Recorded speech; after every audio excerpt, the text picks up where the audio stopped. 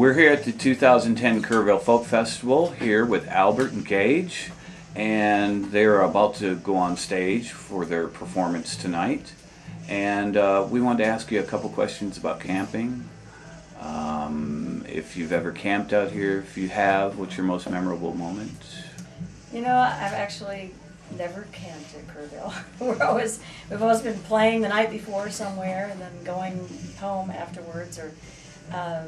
But I've been playing it since '81, so I've been here many times.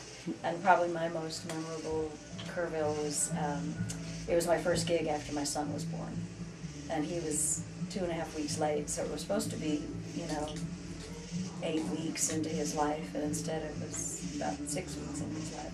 And it was a very sweet memories playing while someone held him on the side of the stage, sort of being distracted. 22 years. 22 years ago. He's 22 now. Oh, awesome, awesome. So, have y'all ever went out to the campgrounds and, Oh, yeah. and visited? Yeah. And yes. Yeah, that's always a lot of fun. And to me, just the community of musicians, just hanging out backstage and seeing everyone sit on the side of the stage and listen, and all of our friends that are out front. It's definitely been a part of our music community and our family for a long time. I'm usually running straight here from fortunately from a studio session or a gig. First time I played here, I think, was '93, and I was playing guitar with Jimmy Dale Gilmore. Gerf Morlix and I were both in the band. But we had just come from 3 weeks in Los Angeles where we were recording with Jimmy Dale. And the day before we played Kerrville, they had me playing a piano part 20 times in a row to the point where my thumb exploded. It was about the size of my fist by the time I got to Kerrville. I almost had to tape the pick onto my hand to play the guitar. That's my most memorable moment. Ow. It was bad. Okay. Well, do you currently have any projects that you're working on at the moment? We're put out a record this last year of 12 songs by a friend of Chris's from South Dakota. A guy named Tom Peterson wrote all the music 30 years ago. So we've been singing a lot of those songs lately and writing some, but we're not recording anything right now. We have our own studio, and he produces a lot of people. So he's in the studio with Bob Livingston this week. So he's been, and Susan Herndon, and he's got about 5 projects going on.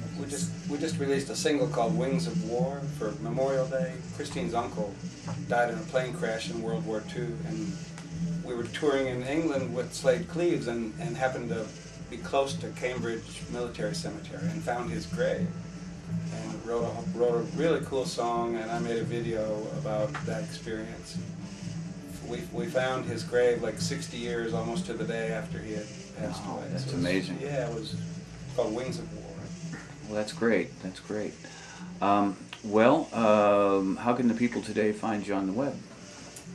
AlbertandGage.com. Albert as in Einstein. And A-N-D. Gage, G-A-G-E.